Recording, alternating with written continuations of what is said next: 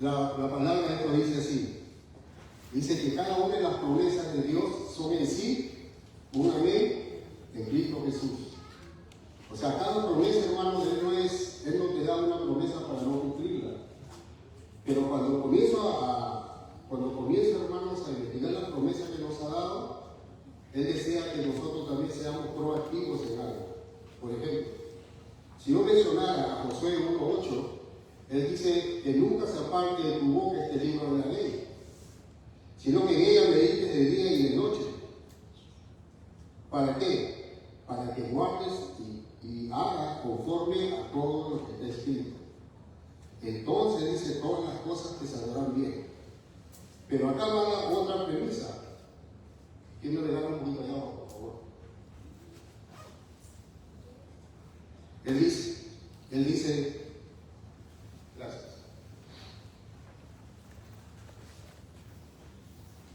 En este capítulo 1 de Josué, 3 veces Él dice, esfuérzate y sé valiente. Amén. Perdón. Gloria a Dios.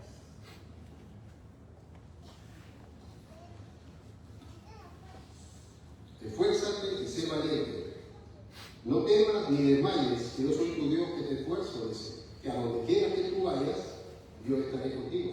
Amén. Esas promesas, hermanos, es la que yo digo que si Dios son un sí y un amén en Cristo Jesús.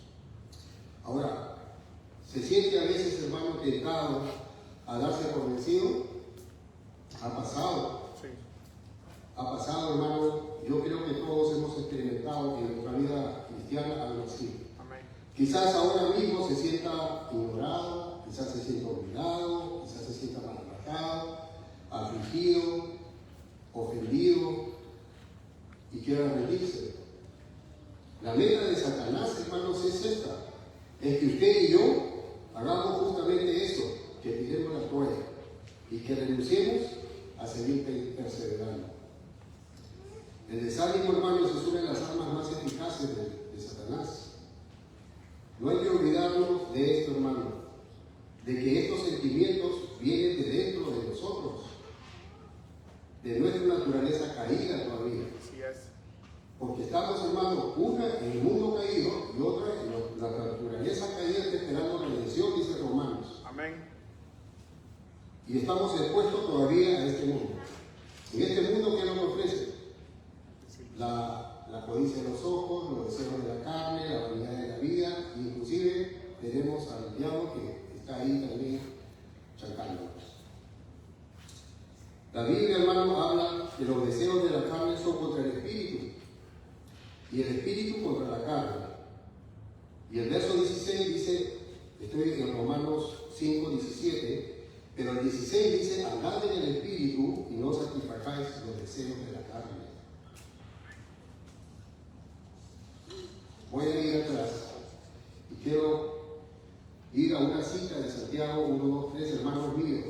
Tened con sumo gozo, dice, cuando os halléis en diversas pruebas, sabiendo que la prueba de vuestra fe produce paciencia. Las pruebas en sí mismas, hermanos, si nos damos cuenta, las pruebas en sí mismas no tienen nada que produzca gozo, ¿no es cierto? Porque realmente nos va a afligir. La clave para hallar gozo en la adversidad va de la mano con aquello en lo cual nos enfocamos. Si nos enfocamos, hermanos, en las circunstancias que estamos atravesando nosotros, ahora, con esto, hermanos, no quiero minimizar las cosas que cada uno podemos estar experimentando en esos momentos, en X situaciones en que nos pueda estar pasando. No lo quiero minimizar, porque es legítimo.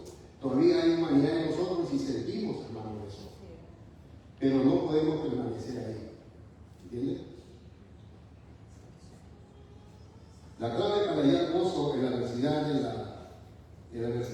va de la mano con aquello en lo cual nos enfocamos. Hace poquito estaba diciendo las promesas de Dios. Cuando estamos, hermanos, en esa situación, tenemos que enfocarnos en lo que Dios nos ofrece. Él nunca nos va a abandonar. Amén. Él nunca nos va a soltar de su mano. Así es, aleluya. Ahí está hablando mi hermano, dijo, Él guarda nuestro entrar y nuestro salir. La semana pasada estaba hablando de Salmo 138, que dice que Él no olvidará la obra de sus manos. Aleluya. Él cumplirá el propósito en cada uno de nosotros. Y eso debe producirnos esperanza, hermanos. Si nos concentramos en nuestras circunstancias, vamos a terminar descorazonados y desalentados, desanimados. En cambio, si fijamos la mirada en Jesús, quien es el autor y consumador de la fe. Aleluya, así es. Nosotros miramos en hebreo, voy a ir un ratito. Mi hermano, mire, yo ahorita voy a terminar. Aleluya. Capítulo 12 dice, por tanto, dice nosotros, también teniendo en derredor nuestro tan grande nube de testigos. ¿Qué quiere decir esto, hermanos? En derredor tan nube, dice grande nube de testigos, son los hombres de Dios que nos van dando el ejemplo de la batalla que ellos atravesaron, hermanos, antiguamente. Por eso en el capítulo 11, donde dice que es el salón de la fama, ahí están todos los hombres, uno léalo eso y para que vean cómo superaron a través de la fe las pruebas que ellos tuvieron y fueron aprobados por Dios. Amén. Pero ahora que decimos acá, y dice, mira lo que viene, despojémonos de todo peso. El peso, hermano, puede ser las circunstancias que nos están dando. O sea, Amén. alguien, una vez dije, hermano, podemos pasar un momento de que alguien, por ejemplo, nos ha ofendido, que alguien nos ha hecho algo. Nosotros, hermano, humanamente lo sentimos, lógico. Pero como dicen, hay un tiempo de duelo, hay un tiempo de sentirse, pero no nos podemos quedar ahí. Amén. Porque si no, no somos hermanos que no confiamos en que Dios lo va a restaurar, no confiamos en que el Señor lo va a sacar de ahí. Hay un pasaje por el que digo, no temas, dice, todos lo conocen seguramente, no temas, que yo estoy contigo. No desmayes, que yo soy tu Dios que te esfuerzo. Siempre te ayudaré y siempre te sustentaré con la diestra de mi justicia. Hermanos, el Señor siempre va a estar ahí para socorrernos. Amén. Dios es bueno. Ahora dice acá, todo peso y del pecado que nos asedia. Si hay pecado, hermanos, pongámonos a cuenta de inmediato. Porque no nos va a dejar, si somos cristianos, no nos va a dejar tranquilo el Espíritu Santo. Amén. Gracias, Vamos y Señor. pongámonos a cuenta de Gracias, Señor. inmediato, Aleluya. porque eso, hermano, lo que hace es romper tu Gracias comunión por con tu el Señor. misericordia, Señor. No tu relación, la relación la sostiene Dios, no la puedes perder. Tú eres cristiano. Porque somos cristianos, el Señor nos asegura, hermano. Estamos asegurados por Él. Pero eso no quiere decir que nosotros podemos hacer lo que nos da la gana. Y en ese sentido, dice el pecado que nos asedia. Esto quiere significar, hermano, que el pecado engendra pecado. Si continuamos ahí, va a engendrar más pecado. Si ustedes miran nomás la ilustración de David, él miró a Betsabé y la trajo, adulteró con ella, y como no se arrepintió, ¿qué pasó después? Mató al esposo. Él maquinó matar al esposo, mire, de paso a paso, y después las consecuencias que trajo. Adulteró, él la hizo adulterar a Betsabé, adulteró contra su pueblo, y las consecuencias vinieron, donde le dijo que la espada de su casa nunca se iba a separar. Y si uno lee toda la historia, podemos ver las consecuencias del pecado. Algo mucho más importante, como dice uno, por una mordida de una fruta, fue maldecido hasta toda la creación y cada uno de nosotros. Si por un hombre entró el pecado, por otro hombre que fue Jesucristo, Él es el que nos viene a redimir. Aleluya. Gracias, Señor. Pero algo, hermano, que si nosotros sabemos eso, que hay cada promesa, hermano, que son un sí y un amén en Cristo Jesús, y sabemos que Dios nos restaura, y sabemos que cada promesa el Señor lo va a cumplir, entonces, ¿dónde queda la decisión? Mire, hermanos, esto siempre lo paramos conversando con el hermano Pablo, con todos. Dice, no nos ha sobrevenido ninguna tentación que no sea humana.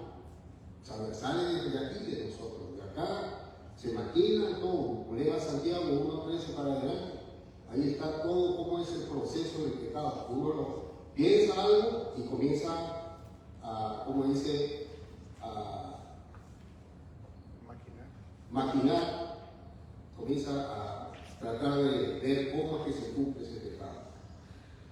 Dice, no nos ha sobrevenido ninguna tentación que no sea humana, pero fiel es Dios, que no nos dejará ser tentados más allá de lo que podamos resistir, porque juntamente con la tentación también nos dará la salida. Entonces, ¿a dónde quedamos nosotros? La pelota queda en nuestra cancha, hermano, vamos a decirlo así. Somos nosotros los que vamos a elegir, o nos animamos o creemos en la promesa del Señor. Por eso Él dice, huya. ¿Sí? Siguiendo ese versículo, el 10:13 de 2 Corintios, y el 14 dice, huya. Como dice también Timoteo, huyan de las pasiones juveniles. No nos podemos a quedar pensando en qué vamos a hacer ni nada. Tienes que cambiar, como dice, de sintonía rápidamente antes que la tentación te gane.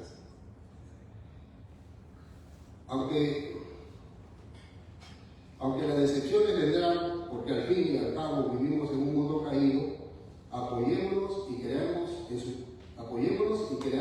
promesas. Si nos encontramos en una situación difícil, bien sea emocional o físicamente, no sea de corazón, pidámosle al Señor su plan para nuestra vida. Amén. El Señor, hermano, es el que nos rescata. Él dice que rescata del hoyo en nuestra vida, que perdona nuestros pecados.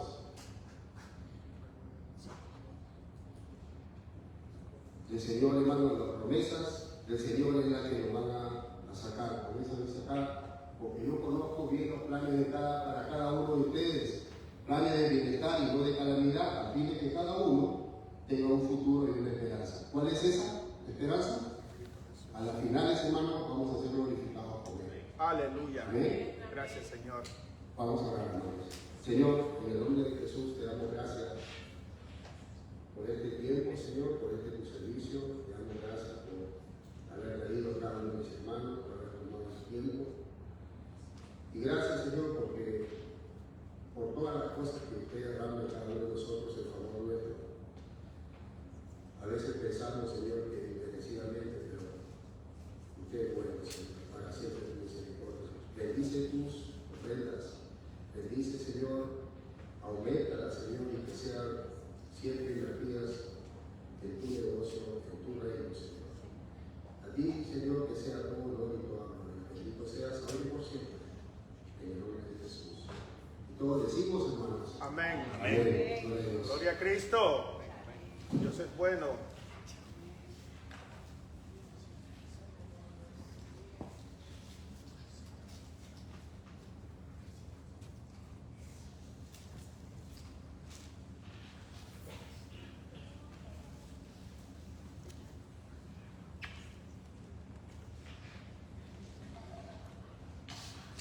Dios les bendiga, hermanos, sean todos bienvenidos a la casa del Señor. Amén. Amén. Quiero informarles de que nos ha afectado un poquito el cambio de hora. Usualmente veníamos a la 1 y a las 2 empezamos el servicio, pero entre 1 y 2 nos servía o nos sirve para instalar los instrumentos, el sonido, preparar todo. Y después de eso, posteriormente nos íbamos a orar. Entonces, esa oración nos está haciendo falta, hermano. Yo quisiera tomarme la libertad el día de hoy, antes de empezar, y orar por los unos a los otros. Si ustedes me lo permiten, acompáñenme, hermano, y hacer una oración general que es de gran necesidad. Amén. Vamos a orar. Padre de la gloria, solo tú conoces, Padre, las situaciones por las que estamos viviendo. Solo tú sabes, Señor, las necesidades que tenemos cada uno de nosotros y mis hermanos también aquí presentes. Tenemos una lucha constante, Señor, en nuestras vidas.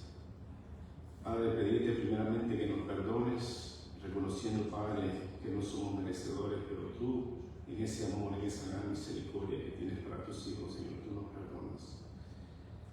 Padre, en esta hora vengo a ponerte delante de ti, Señor, a cada uno de mis hermanos. Orar por ellos, Padre. Primeramente, Padre, pedirte por todo aquel hermano que esté enfermo.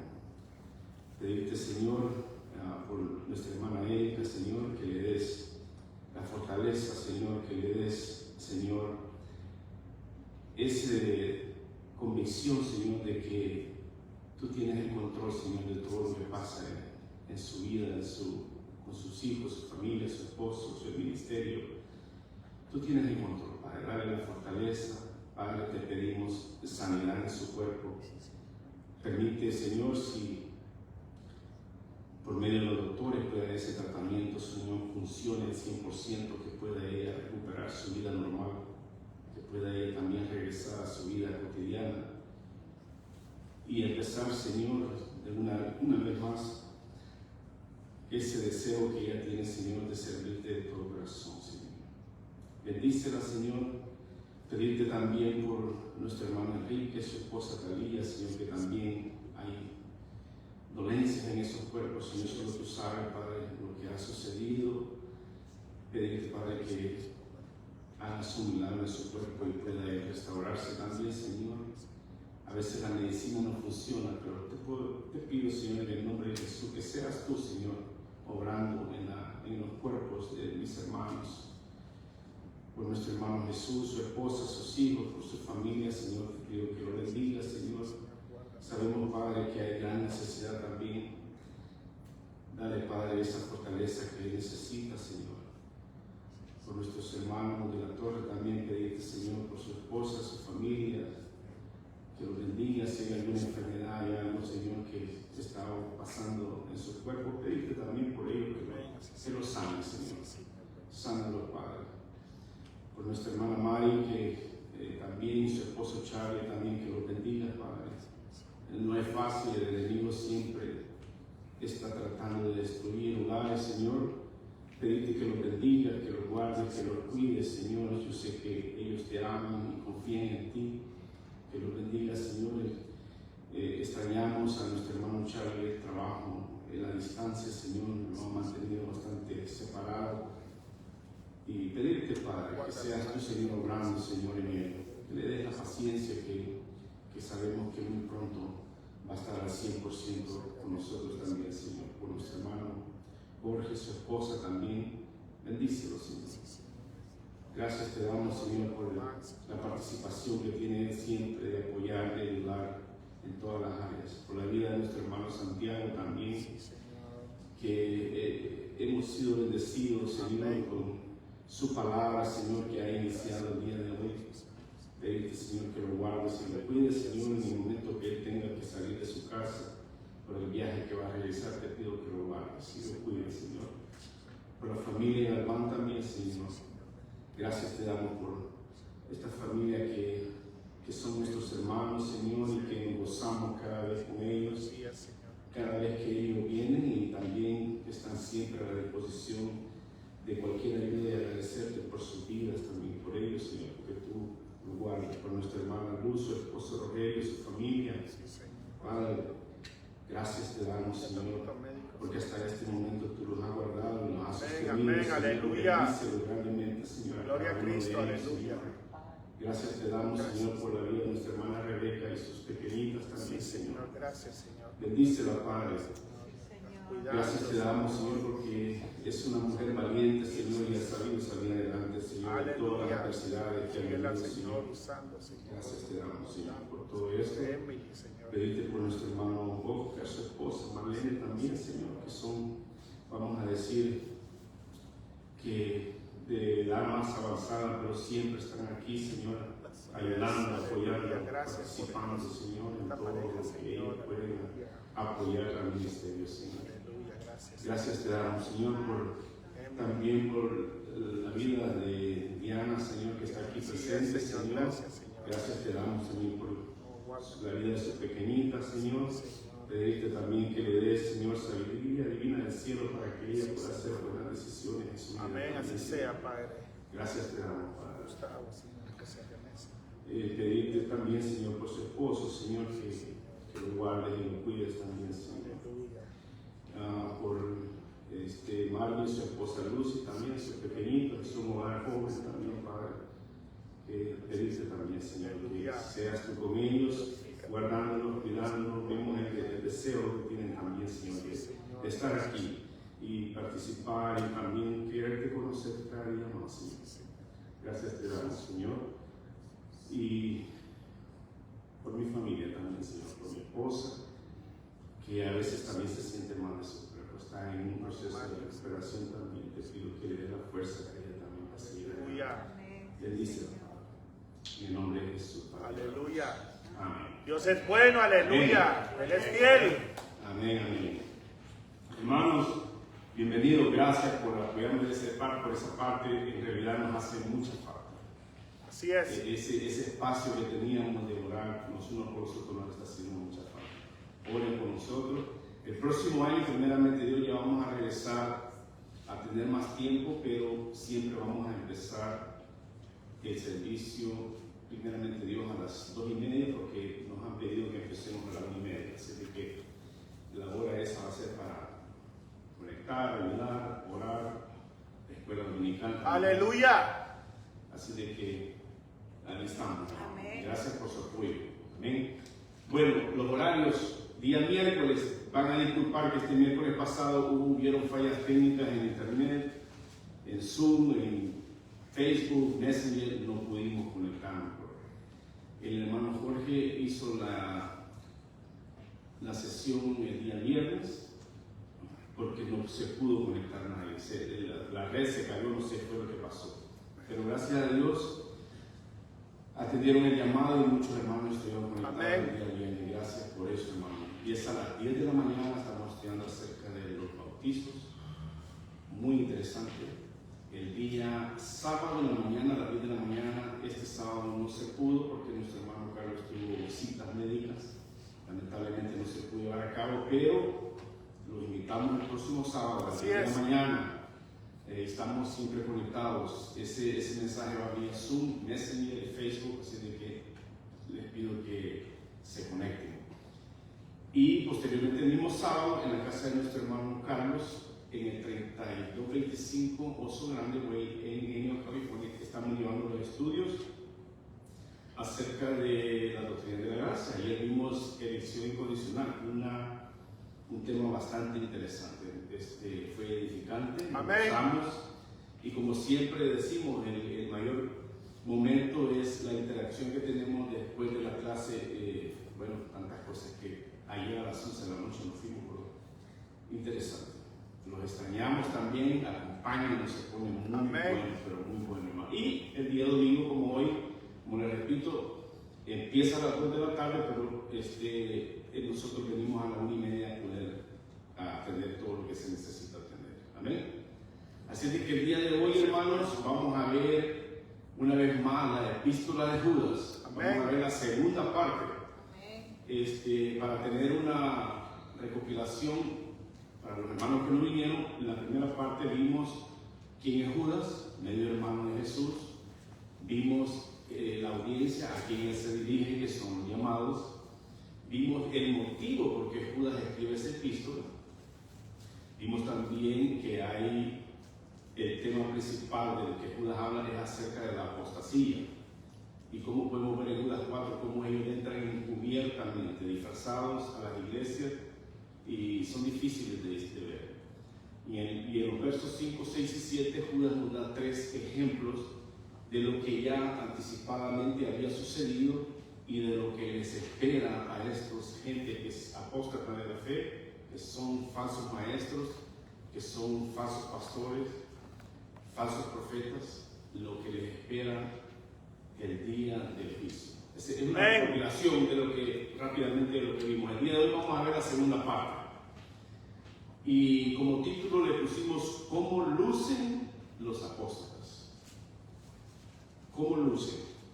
Y vamos a ver del verso 8 hasta el verso 16, son 8 versículos. Y dice así: si les gustaría estar de pie, en reverencia a la palabra, pueden hacerlo, si no, pueden estar sentados, no hay ningún problema. Judas 8, versículo 8 dice: no obstante, de la misma manera también estos soñadores mancillan la carne, rechazan la autoridad y blasfeman de las potestades superiores. Verso 9: pero cuando el arcángel Miguel contendía con el diablo, disputando con él por el cuerpo de Moisés, no se atrevió a proferir juicio de maldición contra él, sino que dijo: el Señor te reprenda. Pero estos blasfeman de cuantas cosas no conocen, y en las que por las que la naturaleza conocen, se corrompen como animales irracionales. Ay de ellos, porque han seguido el camino de Caín y se lanzaron por lucro en error de Balaam y perecieron en la contradicción de Coré. Verso 12: estos son manchas en vuestras ágapes, que comiendo impúdicamente con vosotros se apacientan a sí mismos, nubes sin agua, llevadas de acá para allá por los vientos, árboles otoñales sin fruto, 2 veces muertos y desarraigados. Verso 13: fieras ondas del mar, que espuman su propia vergüenza, estrellas errantes, para las cuales está reservada eternamente la oscuridad de las tinieblas. De estos también profetizó Enoc, séptimo desde Adán, diciendo: he aquí, vino el Señor con sus santas de decenas de millares, para hacer juicio contra todos y dejar convictos a todos los impíos de todas sus obras impías que han hecho impíamente, y de todas las cosas duras que los pecadores impíos han hablado contra él. Verso 16: estos son murmuradores, querellosos, que andan según sus propios deseos, cuya boca hablan cosas infladas, adulando a las personas para sacar provecho. Vamos a orar. Padre de la gloria, Padre celestial, aquí estamos, Señor, una vez más, como cada domingo, Señor, para pedirte en el nombre de Jesús que seas tú, Señor, hablando a nuestros corazones, hablando a nuestras mentes. Pedirte, Padre, que prepares a cada uno de mis hermanos, Señor. Sé tú, Señor, hablando a través de tu palabra, Señor, enseñándolo todas las cosas que tú quieres que nosotros aprendamos y podamos poner por obra, Señor. Gracias te damos por la advertencia, Señor, que Judas hace en su epístola.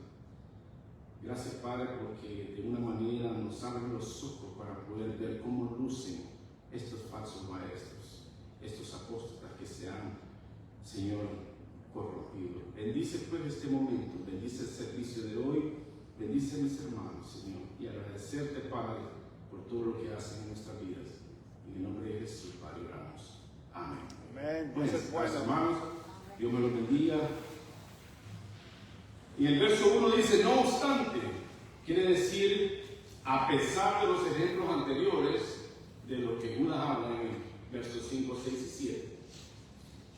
Dice: de la misma manera, también, que es igual a los esos ejemplos anteriores, quiere decir, él les está diciendo, de igual modo, estos soñadores son estas personas apóstatas. Estos soñadores están en un estado, hermano, esta gente, cuando dice soñadores, no es que duermen todo el día, no. Están en un estado confuso de su alma. Están ellos imaginándose cosas que no son normales. Amén. No viven la realidad, viven fantasías. Tienen una pérdida totalmente de lo que es la verdad y de lo que es la realidad. Estos apóstatas declaran sueños. ¿Cuántas veces hemos oído que dicen: declara tu sueño, sueña en alto, proclama tus sueños? Viven de una manera engañando a la gente de esa forma en que uno tiene que declarar sueños. Nos vamos moviendo en la palabra. Yo voy a ir citando unos versos, pasajes bíblicos, que si ustedes gustan pueden acompañarme, y si no, pues solo escuchen para poder seguir de qué manera Dios nos está hablando a esta hora. En el libro de Eclesiastés 5:7 dice: donde abundan los sueños, también abundan las vanidades y las muchas palabras, mas tú teme a Dios. O sea que estos soñadores lo que le enseñan a la gente son vanidades, hermano. Estas cosas, ellos, en su contexto, Salomón, aquí en el libro de Eclesiastés, está diciendo que él tuvo, hermano, en cuanto quiso. Solo imagínense que Salomón viviera en nuestro momento, en nuestra época, hoy en el 2024. Yo creo que fuera mejor que Elon Musk tuviera todo, hermano. Amén. Que no tuviera, en el tiempo antiguo tuvo 700 mujeres, 300 concubinas, 1000 mujeres, tenía el mundo a sus pies, él lo tenía todo. Todo lo tuvo él. Mas sin embargo, él siempre dijo en el libro de Eclesiastés, vanidad de vanidades, todas esas cosas son huecas sin sentido, no tienen ningún valor. Y esto es lo que hacen los soñadores. Estos falsos maestros y los falsos profetas ilusionan a la gente, engañan a la gente de una manera que tienen ellos una práctica, una cosa que ellos, la gente no se da cuenta en cuanto ellos ya cayeron, como que los duermen, les hablan mucha fantasía. Pero ¿qué nos dice Marcos 8:34?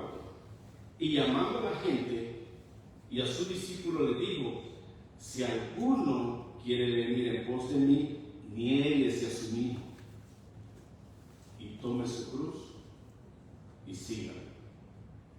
Entonces, ¿qué pasa en este momento, hermano? ¿Qué pasó con los sueños? No hay más sueños. Si usted estaba soñando, hermano, en grande en ese momento y Dios lo llama para seguir, lo que le dice: agarre su cruz y sígame. Eso es lo que es. De ahí más adelante en el verso dice: mancillan la carne.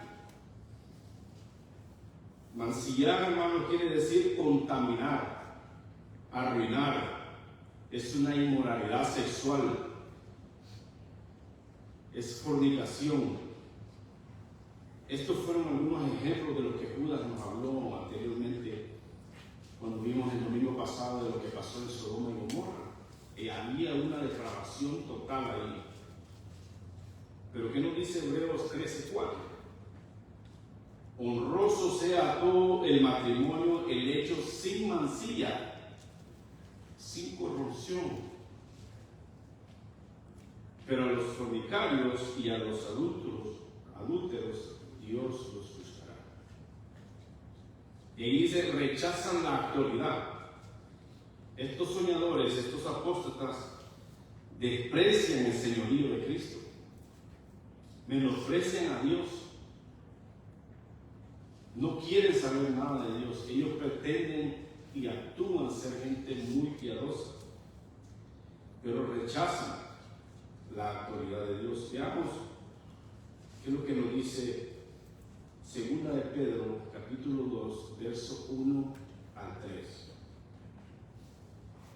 Pero hubo también falsos profetas entre el pueblo, como lo habrá entre vosotros falsos maestros, que introducirán encubiertamente herejías destructoras y aún negarán al Señor. Aquí están rechazando la autoridad. Negarán al Señor que los rescató, atrayendo sobre sí mismo destrucción repentina, y muchos seguirán sus disoluciones, por la causa de los cuales el camino de la verdad será blasfemado. Y por avaricia harán mercadería de vosotros. Hermanos, ¿a cuántos de nosotros nos dijeron: siembre esta semilla? Dios le va a multiplicar al 100 por 1. Solo me recuerda un programa del Chavo del Ocho, cuando le decía al Chavo a la Chilindrina: tú le dices siembra, le dices el peso en esta maceta y te van a salir muchos pesitos. Y se enganchaba la Chilindrina metía el pesito y cuando medio daba la vuelta, el Chavo se lo agarraba. De esa manera, hermano, esta gente hacen mercadería de vosotros. Dice con palabras fingidas. O sea que ellos actúan, porque la palabra fingida es actuar. Fingen, y sobre los tales, ya de largo tiempo la condenación no se tarda y su perdición no se duerme. En 2 de Pedro, ahí mismo en el capítulo 2, más adelante en el verso 9 y 10, dice: sabe el Señor librar de la tentación a los piadosos y reservar a los injustos, para ser castigados en el día del juicio, y mayormente aquellos que siguiendo la carne andan en concupiscencias e inmundicia y desprecian el señorío de Jesucristo. No les importa. A ellos lo que quieren es enriquecerse ellos mismos. Así es. Ellos no les importan la oveja, ellos no miran por el bienestar de su oveja. Amén. Ahí mismo, hermano, en 2 de Pedro, más adelante, en el 2:18, dice: pues hablando palabras infladas y vanas, seducen con concupiscencias de la carne y desilusiones a los que verdaderamente habían huido de los que viven en error. Hermanos, no está hablando de gente que cae y peca, sino que estos soñadores, estos falsos maestros, estos falsos profetas, tienen un estilo de vida que por mucho tiempo han vivido así, de esa manera, y así se conducen, y así eso es lo que hacen. No tienen otra manera de vivir. Más adelante ahí mismo en el verso dice: blasfema de las potestades superiores. Esto quiere decir que hablan en mal, murmuran, son calumniadores, difaman. Los israelitas, cuando salieron de Egipto, todo el tiempo hablaban mal de sus líderes. Ellos murmuraban en contra de Moisés, hablaron en contra de Dios. Lo vimos anteriormente, el domingo pasado, cómo fue que ellos blasfemaban delante de Dios. Fue una cosa que tuvieron el castigo, y lo vimos la vez pasada, de la manera que Dios se encargó de quitarles la vida a uno por uno y quedaron postrados en el desierto. Judas, verso 9. Veamos este verso, dice: pero cuando el arcángel Miguel contendía con el diablo, disputando por el cuerpo de Moisés, no se atrevió a proferir juicio de maldición contra él, sino que le dijo: el Señor te reprenda. Me acuerdo una vez, hermano, que dice aquí este verso, que podemos ver que el arcángel Miguel, hermano, no era cualquier ángel. En uno de los estudios que tuvimos con nuestro hermano Carlos en la casa de nuestra hermana Mari, estudiamos acerca de los rangos que tiene cada ángel, y pudimos ver que el arcángel Miguel tenía un rango, hermano, superior. Él tenía a su mando millares de ángeles. Él era una persona o un ángel con gran voz. De hecho, arcángel Miguel significa quien como Dios. Tremendo. Era un jefe. Y dice ahora que no quiso pelear, no le quiso discutir, no quiso decirle nada. Hermano, una vez yo me acuerdo que nos invitaron a un retiro espiritual, y yo creo que mi hermano José Luis andaba con nosotros, ya no me acuerdo, pero hicieron una actividad, hermanos, en la que me amarraban a uno una vejiga, no sé, en México no sé cómo dicen, un balón, un globo. Nos amarraban aquí, hermano, a todos los hombres, y decía yo, bueno, ¿qué iba a pasar? Pero la cosa es de que ponían una alabanza donde decía: machúcale la cabeza al diablo. Y ahí andábamos, brother, uno queriéndole reventar el balón uno al otro, y supuestamente eso era machucarle la cabeza al diablo. Cuando cuando aquí leemos, brother, que dice que el arcángel Miguel se atrevió a contender con el diablo. ¿Cuántas veces hemos oído que le dicen a uno, usted reprenda al diablo, hermano? Átelo. Usted amarre, usted átelo, usted machuquele la cabeza, brother. Eso no es así. Si es un arcángel que tiene toda potestad, que tiene todo poder, no lo quiso hacer, con más nosotros, hermano. ¿Qué poder tenemos nosotros para hacer eso? Así es. Si es que el diablo se ríe de nosotros, hermano, nos oye decir. No podemos. En Deuteronomio 34, 5 y 6 vamos a ver en el contexto qué fue lo que pasó con el cuerpo de Moisés. Vamos a ver qué fue el problema que había entre ellos dos. Deuteronomio 34, 5 y 6 dice: y murió ahí Moisés, siervo de Jehová, en la tierra de Moab, conforme a lo dicho de Jehová, y lo enterró en el valle, en la tierra de Moab, enfrente de Bet-peor, y ninguno conoce el lugar de su sepultura hasta hoy. Solo se conoce la región donde él está, pero nadie sabe dónde está. Entonces este era el pleito. El diablo quería saber o quería obtener el cuerpo de Moisés como para poder engañar a estos israelitas, y que, bueno, vimos en la historia cómo a través de ese camino en el desierto, cómo ellos idolatraron, y él quería hacer lo mismo, y por eso Dios lo enterró y nadie sabe dónde quedó. Esa era la disputa. Eso era lo que estaba pasando entre ellos, y no se pudo hacer. Pero aquí el mensaje de este verso, hermano, es de cómo estos soñadores, estos apóstatas, nos engañan con ese tipo de vocabulario, con ese tipo de palabras, que nosotros tenemos poder para reprender al diablo, y no es así, hermano. Amén. No es así, no caigan en ese engaño. Es Dios el único. Lo interesante de este versículo, hermano, es que podemos ver cómo el arcángel Miguel descansa en el poderío de Dios. Aleluya, así Y es es. más poderoso que cualquier cosa. Amén. Donde le dice, el Señor te reprende. Amén. O sea, él no quiso tomar mano en eso, sino que lo dejó en manos de Dios. Así es. Podemos ver cómo este arcángel, él voluntariamente sabe someterse a la autoridad de Dios.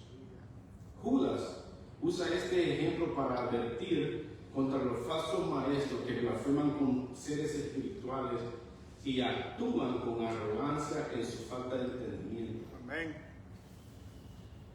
Este episodio ilustra de que Dios tiene control sobre todo, incluso sobre las batallas espirituales. Este episodio puede estar relacionado también con creencias judías, porque los judíos también andan desviándose por otro lado. Pero en resumen, hermano, Judas 9 nos invita a depender de la autoridad de Dios y del poder de Dios en todos los conflictos espirituales que tengamos, Aleluya, así es. en lugar de confiar en nuestras propias fuerzas. No es así. Veamos ahora el verso 10. Judas 10. Pero estos blasfeman de cuantas cosas no conocen, y en las que por la naturaleza conocen, se corrompen como animales irracionales. Cuando dice pero esto, está hablando de los soñadores, de los apóstatas. Estos dan rienda suelta a sus deseos carnales, hablan cosas que no conocen, y de lo que conocen por naturaleza se corrompen, dice, como animales irracionales. Son personas egoístas, egocéntricas, orgullosas, que se corrompen cada día más, desconocen el conocimiento de Dios, se destruyen a sí mismos. Ellos se elogian a sí mismos, se alaban a sí mismos, se creen sabios en todo, menos en lo que dice la palabra de Dios. son personas extremadamente peligrosas Amén. para nuestras vidas. Amén. Veamos Jeremías 9, versos 23 y 24. Dice, así dijo Jehová, no se alabe el sabio en su sabiduría, ni en su valentía se alabe el valiente, ni el rico se alabe en su riqueza, mas alábese en esto el que se hubiere de alabar, en entenderme y conocerme, que yo soy Jehová, que hago misericordia, juicio y justicia en la tierra, porque estas cosas quiero, dice Jehová. Amén. Entonces, ¿qué quiere decir esto? Que tenemos que ser más humildes, hermano. No seamos arrogantes. Blasfeman de cuantas cosas no conocen. Significa hablar con desprecio, insultan, deshonran, especialmente en contextos religiosos y espirituales. Los falsos maestros critican y desprecian realidades espirituales que no entienden. Su ignorancia no les impide ser arrogantes, sino que hablar contra cosas sagradas, como en el poder de Dios, los ángeles o el juicio divino. Este comportamiento refleja falta de humanidad y una actitud prudente. Cuando dice, y en las que por naturaleza conocen, aquí Judas se refiere a cosas básicas e instintivas que estas personas entienden de una manera natural, como los impíos que se actúan de una manera animal, deseos carnales. Estas personas no se rigen por una sabiduría espiritual o moral, sino que operan de acuerdo con sus instintos naturales, lo cual está asociado con su comportamiento irracional y pecaminoso. Hay una parte que dice que porque el hombre natural no percibe las cosas que son del espíritu, porque para él son locura. El hombre natural, hermano, aquí claramente nos está ilustrando que se refiere a un animal. Ese es el hombre natural, actúa como animal. De ahí dice, se corrompen como animales irracionales. Como les acabo de decir, Judas aquí está comparando a estas personas como animales que actúan por sí mismos, por sus instintos. No saben discernir entre lo bueno y lo malo. Son extremadamente peligrosos. Su corrección es evidente porque en lugar de ser guiados por la verdad de Dios, se alejan por sus deseos pasionales, destructivos, y esto termina en tragedia en cada uno de ellos. Judas denuncia a quienes en su ignorancia actúan como soberbia y rechazan las verdades espirituales. Amén. Esto resalta la importancia de buscar el conocimiento de Dios con humildad. Judas enseña que cuando las personas viven sin autoridad, sin control, solo obedecen sus deseos carnales, terminan en corrupción y en autodestrucción, ellos solo se destruyen. Este pasaje, este verso, nos recuerda que debemos tener cuidado con ellos. Hay que tener precaución. Amén. Especialmente los que pretenden enseñar o ser un tipo de líder sin fundamento, sin espiritualidad. Este versículo se encarga una vez más en comparar a estos falsos maestros con figuras negativas del Antiguo Testamento, que lo vamos a ver más adelante. Así es. En resumen, este verso 10 destaca la ignorancia, arrogancia y corrupción de los falsos maestros, exhortando a los cristianos a buscar la sabiduría de Dios en lugar de confiar en instintos naturales o conocimientos limitados. Eso es lo que Judas nos está animando. Gloria a Cristo. Busquemos mejor de Dios, no nos dejemos engañar. Así lucen estos apóstoles, Así lucen estos falsos maestros. Judas, verso 11, dice, ay de ellos, porque han seguido el camino de Caín y se lanzaron por lucro en el error de Balaam y perecieron en la contradicción de Coré. Ahorita vamos a ver qué es lo que nos está diciendo Judas en esta parte de este verso 11. Cuando dice ay de ellos, esa es una expresión de dolor y de juicio para estos apóstatas, para estos soñadores que desprecian la autoridad de Dios. De ahí dice, porque han seguido el camino de Caín. Cuando dice han seguido el camino de Caín, quiere decir que han seguido el método de Caín. ¿Qué fue lo que Caín hizo? De la misma manera que todo lo que ellos vieron, eso hicieron. Ahora vamos a ver qué fue lo que hizo Caín. ¿Qué fue lo que pasó con Caín? Caín mató a su hermano Abel. Él fue el primer homicida, la palabra de Dios nos enseña.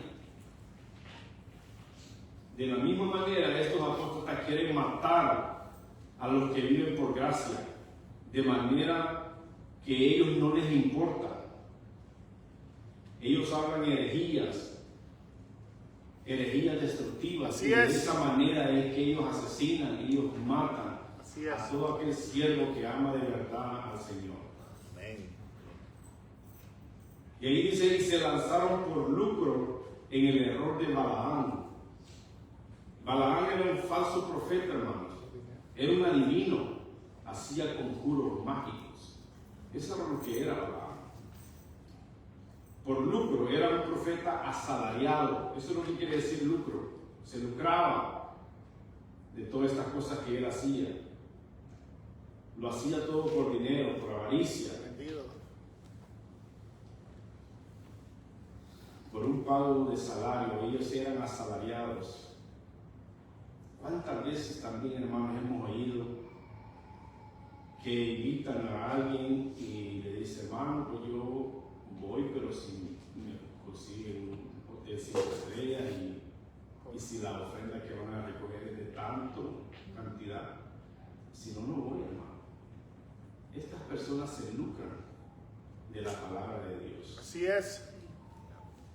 La historia de Balaam está escrita en el número 22, solo vamos a medio resumir lo que pasó. Dice, entonces el rey Balaam contrató a este falso profeta para maldecir a Israel. De la misma manera, hermanos, como le acabo de decir, estos pastores se firman contratos para traer falsedad, para traer mentira, para desviar a la gente. Es una cosa de locos, hermanos, porque a veces vienen de lejos y quieren que los reciban hasta con limosina. Es tremendo cómo esta gente se lucra. Ahí mismo dice, y perecieron en la contradicción de Coré. La contradicción de Coré es igual a que se arruinaron, murieron. Esa contradicción es estar en contra, es estar en rebelión. Estas personas de Coré querían ser también utilizados en el liderazgo de Moisés. Esto es lo que está diciendo aquí Judas. Estos falsos soñadores engañan, vivieron en esa época cuando estaba liderando Moisés. Vinieron estas personas y engañaron más o menos como a 250 personas, porque ellos querían también formar parte del liderazgo de Moisés. Eran ancianos. Pero ¿qué fue lo que hizo Dios? ¿Qué fue lo que pasó? ¿Por qué pasó lo que pasó con estas personas? Veamos entonces lo que nos dice. En número 16, 31 y 35 dice, aconteció que cuando cesó él de hablar todas estas palabras, se abrió la tierra que estaba debajo de ellos, abrió la tierra su boca y se los tragó a ellos por su causa y a todos los hombres de Coré. y a todos sus bienes. Y ellos, con todo lo que tenían, descendieron vivos al Seol, y los cubrió la tierra y perecieron en medio de la congregación.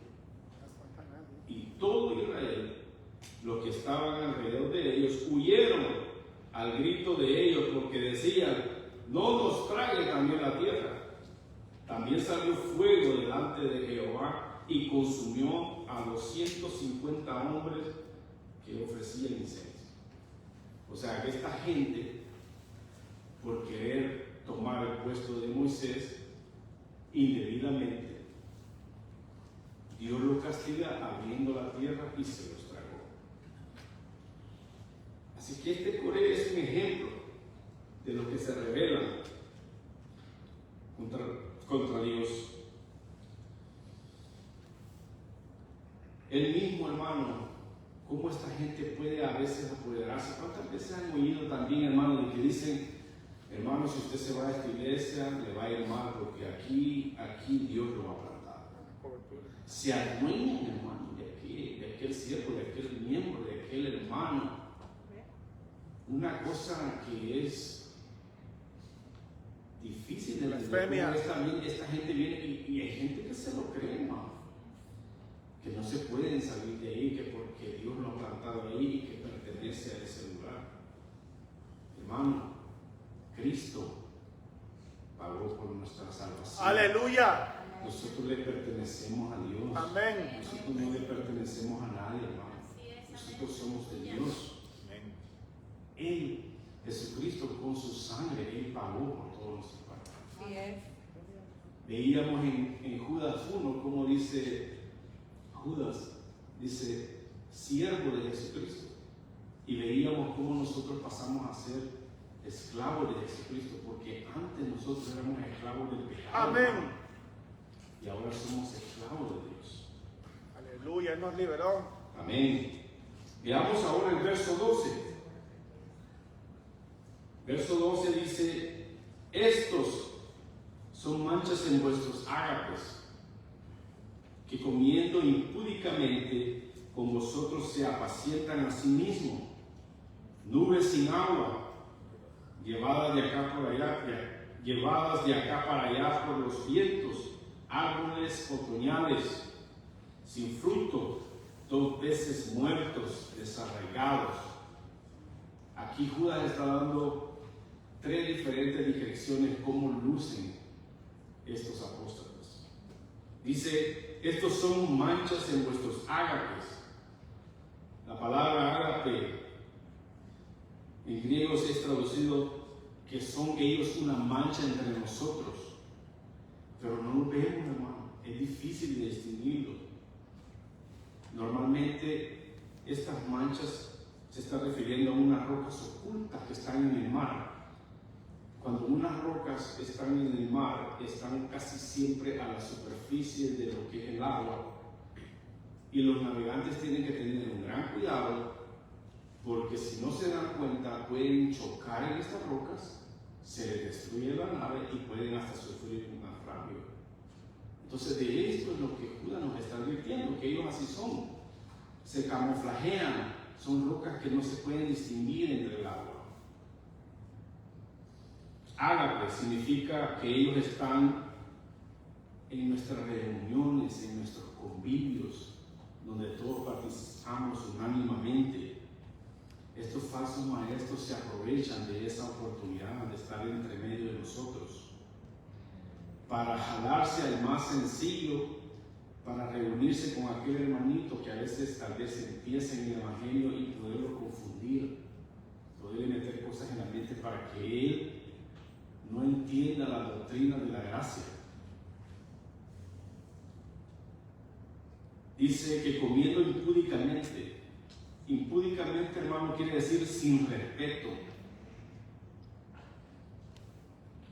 sin pudor, alguien que carece de virtud, de piedad. Se apacientan a sí mismos, a ellos no les importa a nadie, ellos velan por sus propios intereses. Tienen un lema que dice: primero yo, segundo yo y por último yo. O sea que para ellos no hay nadie más, ¿no? Dice que son nubes sin aguas llevadas de acá para allá por los vientos. Aquí Judas está usando un tipo de metáfora para mostrar la hipocresía, que no cumplen lo que prometen, porque prometen lluvia, pero no tienen agua. Están vacíos, hermano. No hay esperanza en ellos, porque ellos no tienen nada que ofrecer. Nada, son completamente vacíos.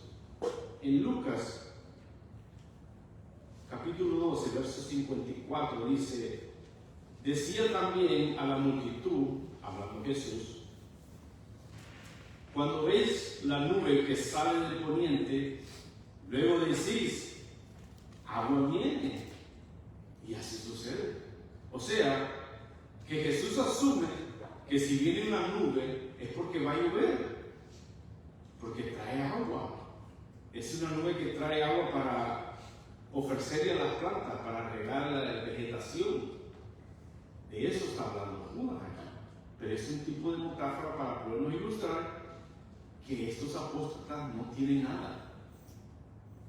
Veamos un proverbio, hermano. Proverbio 25:14 dice: como nubes y vientos sin lluvia, así es el hombre que se jacta de la falsa libertad. O sea que totalmente vacío.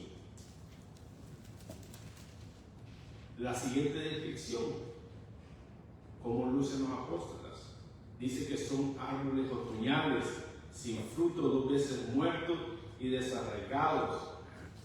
Esta gente falsa, hermanos, son sectas, sin fruto, sin evidencia que sean cristianos. El árbol otoñal no puede dar ni sombra, porque ¿qué es lo que pasa en el otoño? Caen las hojas. Se caen las hojas, se queda el puro arbolito. Por eso es que Judas da este ejemplo de cómo son estas personas. No pueden dar sombra, no pueden darte nada, te ofrecen y no cumplen. Así son ellos de vacíos. De ahí dice, 2 veces muertos. Los árboles mueren cuando se secan y cuando se arrancan de raíz. Ahí quedó muerto. Así son estos apóstoles. Mateo 7, 19 y 20. Todo árbol que no da buen fruto es cortado y echado en el fuego. Así que por sus frutos los conoceréis. Y hablábamos de esto el día de ayer, en la noche en el estudio. ¿Cómo reconocer a alguien? ¿Cómo reconocer a un falso? Por sus frutos, hermano. Por sus frutos. De ahí dice desarraigados. Esto quiere decir que no tienen raíces. No poseen las bendiciones de la justificación porque no están en Cristo. Ahora veamos, hermanos, el contraste de esta palabra desarraigados. Lo que es no estar desarraigados. En el libro de Colosenses, capítulo 2, versos 6 y 7 dice: arraigados y sobreedificados en Él, en Cristo Jesús, y confirmados en la fe, así como habéis sido enseñados, abundando en acciones de gracia. Aleluya. El creyente, hermano, está cimentado en la roca que es Cristo Jesús. Así es, aleluya. Por eso es que es un hombre verdadero, un hombre que verdaderamente manifiesta ese fruto del Espíritu. Y esa manera como nosotros podemos reconocer, este es un siervo, un hijo de Dios. Verso 13, dice que son fieras, ondas del mar, que esfuman su propia vergüenza, estrellas errantes, para las cuales está reservada enteramente la oscuridad de las tinieblas. Cuando dice fieras ondas del mar, y que espuman su propia vergüenza, quiere decir que cuando el mar saca toda su suciedad. ¿Cuántas veces han visto ustedes que hay un momento, hay un tiempo, hay una hora en el océano en que se pone el mar menos furioso? Y de repente, hermano, cuando usted amanece y se levanta, usted ve una serie de suciedad en la orilla del mar. De esto está hablando Judas, que eso es lo que ellos son. Destilan esa suciedad. Son sinvergüenzas, hermano. No les importa. Y aparte de eso, de que ellos muestran todas esas cosas, son bastante, ¿cómo es esta palabra? Que no tienen vergüenza, que son descarados. Isaías, hermano, 57, 20, 21. Veamos Isaías 57, 20, 21. Dice: pero los impíos son como el mar en tempestad, que no pueden estarse quietos y sus aguas arrojan cieno y lodo. No hay paz, dijo mi Dios, para los impíos. El cieno, hermano, era como una especie como de barro que había o que hay en las profundidades del mar. Y esto es lo que ellos arrojan con esa suciedad. Estos impíos destruyen, estos apóstatas manchan todo lo bueno, todo lo puro, todo lo que es de Dios, lo ensucia. Y ahí dice más adelante, dice: estrellas errantes, son estrellas fugaces. Las estrellas tienen una posición fija. Si vemos hoy la historia de los reyes o de estos magos o de estos, como lo llama la Biblia, sabios, que esa estrella era lo que los guiaba a ellos al lugar donde había nacido nuestro Señor Jesucristo. Pues estos apóstatas, hermanos, son errantes, son estrellas errantes, no tienen una posición fija. En el tiempo de estas personas que navegan en barco, las estrellas en aquel entonces era lo que les ayudaba a cómo ellos dirigirse y conducirse por medio de la luz que alumbraba esa estrella. Esa era una manera también como ellos usaban. Pero como estos falsos apóstatas, estos falsos maestros, son errantes, no tienen estabilidad, andan de aquí para allá, viendo a quién devorar, o sea, andan viendo a quién bascullar. Es la verdad, esta gente siempre andan viendo a dónde pueden ellos obtener más ganancias. Se lucran de la fe, hermanos. No tienen órbita. No tienen sustancia, solo son apariencia.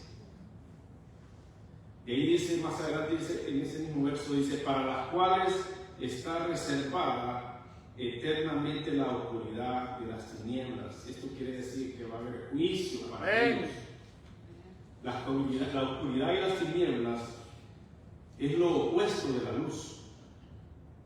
Ha llegado a significar todo lo que nos espera de Dios, porque Dios es luz y la luz es un símbolo de salvación, del crecimiento espiritual y del discernimiento, pero solo se puede entender y apreciar cuando la encontramos y comparamos la oscuridad.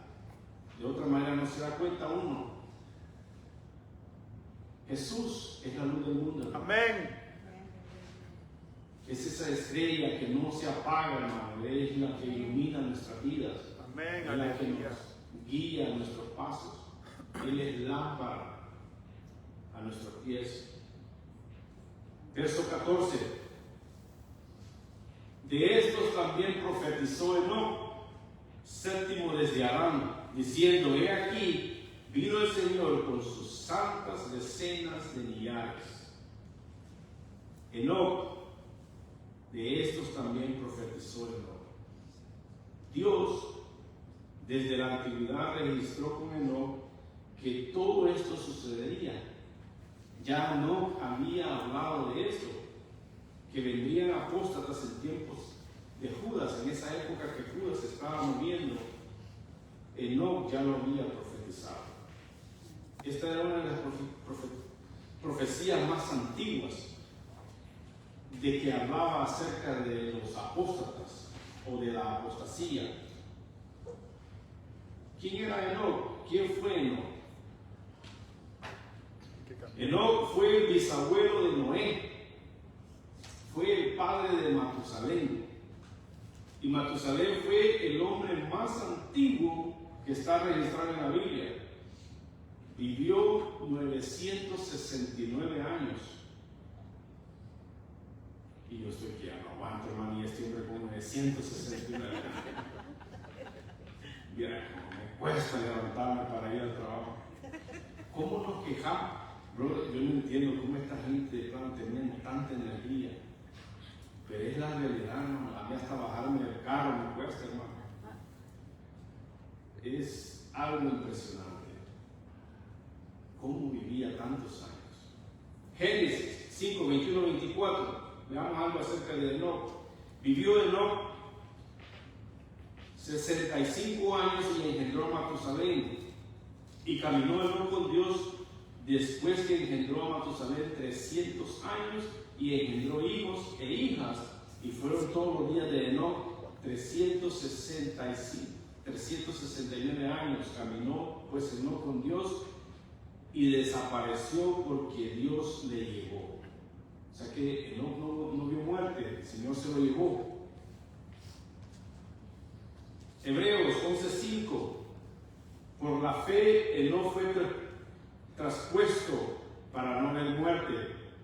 No fue hallado por lo que Dios lo traspuso y se lo llevó y fue llevado en vida. Tuvo un testimonio agradable para Dios.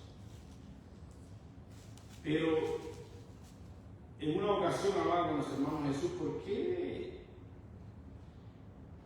Judas habla acerca de Enoc, un libro apócrifo? Y veíamos que por lo general los judíos, siempre ellos, para traer una enseñanza, siempre miran libros históricos, porque es una historia verídica que pasó y ellos en su enseñanza, hasta hoy en día, hermanos, ellos practican eso.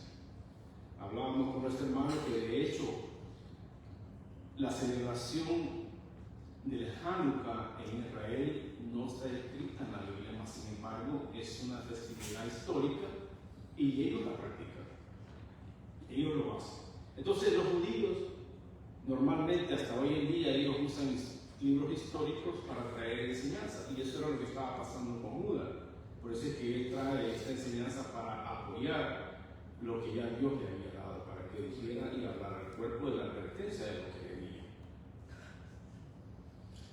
De ahí dice: he aquí vino el Señor con sus santas decenas de millares. La mención que hace Judas de Enoc está de acuerdo con esta gran cantidad que ha profetizado desde antes del Antiguo Testamento. Dice que vendría Dios con huestes celestiales para juzgar a los impíos. Una decena, hermano, es igual a 10 unidades. Y un millar equivale a un conjunto de 1000 unidades. Un millar es una medida estándar para especificar un conjunto de 1000 millones de millones. Es una cantidad grande que va a venir el Señor a juzgar a estos apóstatas. En el Salmo 68, 17 dice: los carros de Dios se cuentan por ventenas de millares de millares. El Señor viene del Sinaí a su santuario. Poderoso. Quiere decir que estos casos, la intención es que simbolizan una grandeza de majestad y poderío divino. ¡Aleluya! A juzgar a aquellas personas que han blasfemado en contra de Dios. Y ahí dice: para hacer juicio contra todos los apóstatas, los falsos maestros y a los falsos profetas. Les espera juicio eterno.